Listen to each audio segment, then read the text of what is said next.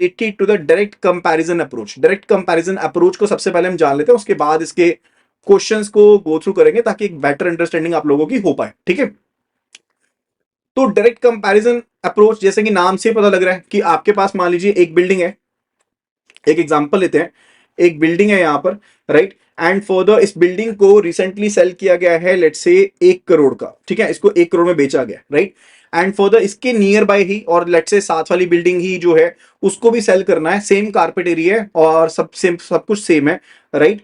तो ये पर्सन जो ए का जो दूसरी बिल्डिंग का ऑनर है, जो दूसरी बिल्डिंग का ऑनर है, वो कहता है कि देखो मेरी बिल्डिंग तो कॉर्नर में है, यानी कि मेरा तो कॉर्नर जो पर्टिकुलर हाउस है, एंड मेरे को तो दोनों तरफ बालकनीज हैं, मेरे को तो काफी बेनिफिट भी है और मेरे अंदर जो पर्टिकुलर एस्थेटिक्स हैं बिल्डिंग के वो भी काफी अच्छे हैं। ठीक है, तो ये बिल्डिंग अभी रिसेंट में 1 करोड़ की बिकी है। ठीक है, तो अगर मैं इसका कॉर्नर का लाके चलूं, लेट से वो कहता है कि 5% ज्यादा रेट मिलेगा, कॉर्नर है क्योंकि। ठीक है, आपके फिटिंग्स वगैरह एंड ऑल सब कुछ जैगुआर की लगी हैं या किसी और कंपनी की लगी हैं, आप कहते हो 10% तो मैंने एक्स्ट्रा उसका लेना है। ठीक है, यानी कि आप अपने आप को क्या कर रहे हो, अपने आप को एक आपस में कंपेयर कर रहे हो कि मैं इससे ऊपर हूं कि इससे कम हूं।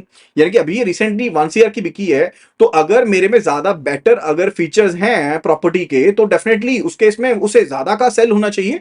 That's the main thing related to it. तो उसके हिसाब से हम इसको चलाते हैं, that's the direct comparison approach method. लेकिन इन जनरल अगर हम देखते हैं ना, तो ऐसे काम नहीं करती है। इसके केस में ना कुछ एक स्टेप्स इन्वॉल्व होते हैं। ठीक है, एंड वो स्टेप्स को मैं आपको क्वेश्चन के माध्यम से यहां पर बताने की कोशिश करूंगा। तो एनालिस्ट जो होते हैं वो एक या उससे ज्यादा जो बिजनेसेस होते हैं जो काफी ज्यादा सिमिलर है उस पर्टिकुलर बिजनेस के साथ, जिसको हम सेल करने की कोशिश कर रहे हैं, जिसकी वैल्यू को अटेम्प्ट करने की कोशिश कर रहे हैं, उसको हम फाइंड आउट करते हैं एंड एस्टिमेट करते हैं सिमिलर बिजनेसेस की। लाइक अगर उन्होंने अपने सेम वो प्रोडक्ट बेच रहे हैं, सेम वो सर्विसेज बेच रहे हैं, हम उनके साथ अपने आप को कंपेयर करने की कोशिश करते हैं कि उनका डाटा चार्ट कहां पे है, वो कितनी सेल्स कर रहे हैं, हम कितनी सेल्स कर रहे हैं, उसके हिसाब से उनकी वैल्यू इतनी पड़ेगी, हमारी वैल्यू कितनी पड़ेगी। ठीक है, हम कंपेयर करने की कोशिश करते हैं, that's a direct comparison approach. और ये cost approach, asset based approach का ही एक सेकंड मेथड है, मैंने अभी आपको बताया था। ठीक है, तो इसके बाद बात आती है कि इसमें क्या क्या स्टेप्स इन्वॉल्व होते हैं। ठीक है, तो उसके बारे में हम फर्दर क्वेश्चंस के थ्रू पढ़ेंगे and we will be understanding the part. तो बेसिक आपको क्लियर हो गया होगा कि डायरेक्ट कंपैरिजन अप्रोच एक्चुअल में होती क्या है। Now let's have a look at the question over here. It says which of the following steps are not involved in the process of concluding the value। यानी कि जब आप value को conclude करते हो तो क्या क्या चीजें इसमें शामिल नहीं होती हैं, उसके बारे में हमें बताना है। देखो 3 तरह की चीजें मेजरली इसमें, 3 स्टेप होते हैं जो इसमें शामिल रहते हैं। सबसे पहली चीज है कि आप डिफरेंट फैक्टर्स को कंक्लूड करते हो। फैक्टर्स लाइक आप देखते हो कि पर्टिकुलर कंपनी की अगर बात करें, एक तो एग्जांपल मैंने आपको घर की दे दी, उसको कंसीडर मत करो अभी के लिए। हम एक पर्टिकुलर कंपनी की बात करते हैं, लेट्स से कंपनी एबीसी है which is extremely comparable to the XYZ company. ठीक है, तो हम देखते हैं कि इसकी प्रोडक्टिविटी कितनी थी, इसकी प्रोडक्टिविटी 50 लाख यूनिट्स की थी, इसकी प्रोडक्टिविटी जो थी 55 लाख यूनिट्स की थी। ठीक है, एंड उसके बाद हम देखेंगे फिजिकल सर्कमस्टांसेस क्या है, इसकी ज्योग्राफी कहां पर है, इसकी ज्योग्राफी कहां पर है, कौन सी मार्केट के साथ डील कर रहा है, लीगल परमिसिबिलिटी क्या है, क्या इसको जो प्रोडक्ट ये सेल कर रहा है वो लीगली परमिसिबल है, क्या इसके सभी जो सर्टिफिकेट चाहिए, जो भी लाइसेंसिंग चाहिए वो पर्टिकुलरली इसके पास है, उन सभी चीजों को गो थ्रू कर लेंगे। फाइनेंशियल वायबिलिटी देखेंगे इस एंटरप्राइज की, क्या ये वायबल थी, क्या ये प्रॉफिट कमा रही थी। सिर्फ और सिर्फ सेल करना जरूरी नहीं है ना, आप पर्टिकुलरली उसके ऊपर मुनाफा कितना कमा रहे हो वो बहुत जरूरी है। जैसे कि मामा अर्थ के केस में या फिर पर्टिकुलर और कंपनीज के केस में, नाइका के केस में देख लो, तो वहां पर सेल्स तो जमजम के हो रही है लेकिन प्रॉफिटेबिलिटी कम है। ठीक है, चाहे वो यूनिकॉर्न्स हैं लेकिन फिर भी उसमें प्रॉफिटेबिलिटी कम है। क्यों कम है उसको भी देखना पड़ेगा, तो एंटरप्राइज की वायबिलिटी को भी चेक करना पड़ेगा। ये पार्ट यहां पर पहला स्टेप कहलाता है स्टेज 1 के ऊपर। यानी कि आप देखते हो इसकी प्रोडक्शन कितनी है, इसकी फिजिकल सर्कमस्टांसेस कैसे हैं, लीगली परमिसिबल है, क्या ये इकोनॉमिकल वायबल है, उन सभी चीजों को अच्छे से आप गो थ्रू करते हो। That's the first thing, right. Second thing it's related to कि आप सेल्स का डाटा कंपेयर करते हो। यानी कि अगर मैंने इस कंपनी को वैल्यू करना था, वैल्यूएशन इस कंपनी की करनी थी और इसके साथ तो मैं कंपेयर कर रहा हूं, तो इसका जो सेल्स का डाटा होगा ना, मैं इसके साथ कंपेयर करने की कोशिश करूंगा। ऐसा नहीं है कि मैं ऐसे ही कह दूंगा कि ये कंपनी ज्यादा बेटर है, ये नहीं है। अपनी कंपनी तो हर कोई बेटर कहता है, तो मैं सेल्स डाटा को कंपेयर करूंगा एंड फर्दर इस चीज का जरूर अंदाजा लगाऊंगा कि सेम ज्योग्राफिकल एरिया हो, तभी वो मार्केट सेम हो पाएगी ना। अब एक कंपनी थी दिल्ली नोएडा में, दूसरी कंपनी खोली हुई थी लेट्स से किसी और छोटे टाउन में खोली हुई थी। ठीक है, तो आपस में कंपेयर कर सकते हैं क्या? नहीं कर सकते। तो आपको ज्योग्राफिकल एरिया सेम चाहिए वहां पर। ठीक है, एंड आपको ट्रैक रिकॉर्ड, आपको पास्ट की सेल्स का भी ट्रैक रिकॉर्ड देखना पड़ेगा। आपको देखना पड़ेगा कंपैरेबल एंटिटीज ये हैं कि नहीं है। राइट। एंड फर्दर सबसे बेस्ट क्लोज जो मैच होगा जिनके साथ कंपेयर कर सकते हैं आप उनको पिक करेंगे कंपेयर करने के लिए, ऐसा नहीं आपकी अपनी मर्जी से किसी भी चीज को आपने पिक कर दिया, राइट। एंड फर्दर यहां पर एक और चीज समझने वाली है कि आप यहां पर क्वालिटी के हिसाब से जो तीसरा स्टेप है, सेकंड स्टेप हो गया रिलेटेड टू ज्योग्राफीज को मैच करेंगे, सेल्स डाटा को कंपेयर करेंगे, ये सब चीजें होगी हैं, राइट। एंड सेकंड मेथड में एक चीज आती है कि आप मल्टीपल्स का भी यूज करेंगे। मल्टीपल्स होते हैं, मैं आपके इसके बारे में बताऊंगा मल्टीपल्स क्या होते हैं एक्चुअल में।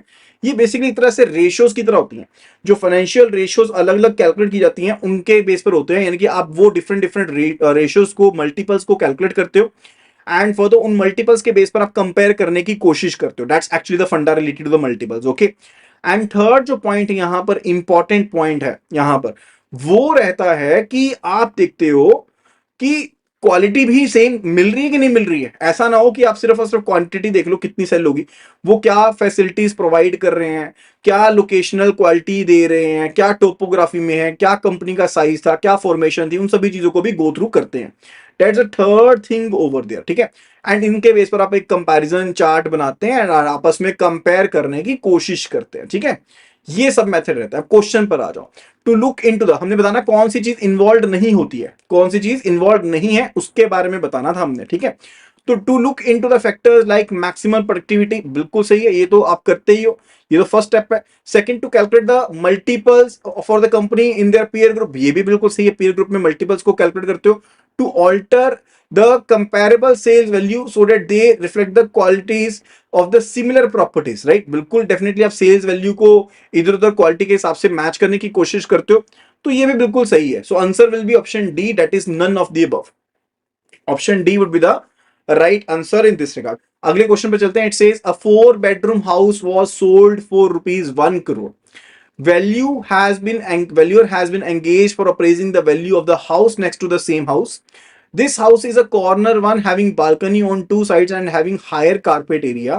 Which of the following disregard is not correct? तो इस रिगार्ड में कौन सी चीज जो है वो यहां पर सही नहीं है, उसके बारे में आपको यहां पर फटाफट से आंसर करना है। Value of the property being valued must be on the higher side. Value of the property being valued will be same as that of the compared property. Value of property being valued must be on the higher side because it is more viable and having more carpet area. Alright. So which of the following would be the right answer in that regard? तो इस regard में कौन सा option हमारा सही होने वाला है? We were to find out कि कौन सी चीज correct नहीं है। So जल्दी से आंसर पोस्ट कीजिएगा, काफी सिंपल सा क्वेश्चन है। तो यहां पर जो आंसर रहेगा, देखिए अब ए में कॉर्नर नहीं है, ए में कारपेट एरिया भी कम है, बी जो उसी लोकेलिटी में उसी विसिनिटी में है वहां पर सब चीजें ज्यादा है, तो डेफिनेटली इसकी वैल्यू ज्यादा होगी।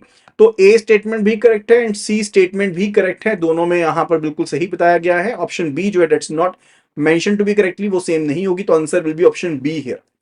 ऑप्शन बी जो होगा that will be the right answer for this question, right. चलिए अभी अगले क्वेश्चन पर चलते हैं। Question number 3 it says which of the following are the commonly used multiple for the direct comparison method? तो direct comparison method के लिए commonly used multiples कौन कौन से हैं उसके बारे में भी फटाफट से आंसर यहां पर पोस्ट करना है। Kindly do answer over here at the list. Multiples basically क्या होते हैं, अलग अलग रेशियोज होती हैं। तो यहां पर एक तो वैल्यू आप कैलकुलेट करते हो ईवी टू सेल्स की वैल्यू, यानी कि enterprise value to sales value calculate करते हो। फिर दूसरा जो होता है दैट्स रिलेटेड टू आप कंपनी की वैल्यू टू ईबीआईटी कैलकुलेट करते हो।